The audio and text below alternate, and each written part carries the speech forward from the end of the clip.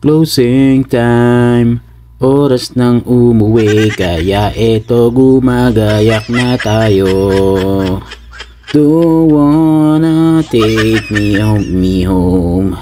Do wanna take me home. Yung bang magko-close ka na napapakanta ka pa dahil ikaw lang mag-isa. Yung ikaw nang maglilinis, ikaw nang magliligpit, ikaw nang ikaw nang mag-uurong. At ako pa lang mag-uurong. Sige, ako nang lahat. At pagkatapos mo nga diyang iligpit lahat ng mga gamit mo at napunasan mo na ang mga table at nailagay mo na lahat ng mga uhugasan mo sa iyong lababo, syempre wala naman ibang maghuhugas yan kundi ikaw lang din or ako lang din. Kaya ito, sinimulan ko ng mag-wash in, wash out.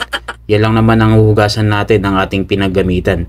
Kaya ikaw pre, kung nag-iisip kang mag-abroad ay pag-isipan mo ng 10 times kung saan kang mapupuntang company at kung kaya mong gampanan mag-isa pagka solo mo lang, dahil wala ka na maibang malalapitan kung di ikaw lang mag-isa o di ikaw at me lang. Kaya dapat marami kang baon na lakas ng loob at pasensya, dahil kung di ka magpapasensya rito talo ka.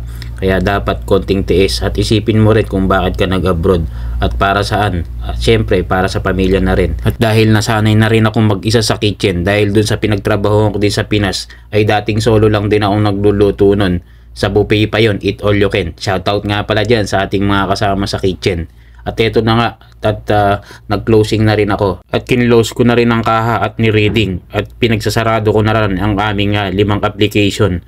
Dahil minsan hindi ko na-i-close yung application. Sarado na ako ng alas 12 mahigit ay naka-receive pa ako ng order. Nakipag-away pa nga ako sa driver nun dahil ayaw niyang pumayag na hindi niya makuha yung mga order niya.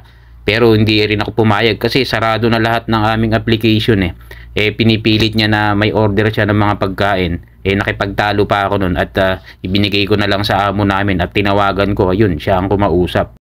Kaya eto, pauwi na tayo mga pre. At napainom pa nga ako ng tubig dahil nauhaw ako at dinala ko na rin ang aking baunan na tubig.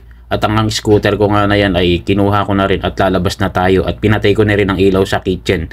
At dito rin sa may dining dahil may customer pa ako kanina kahit close na kaya hindi ko sinarado ang aming pinto. Pero ngayon sinarado ko na at pinatay na rin ang ilaw.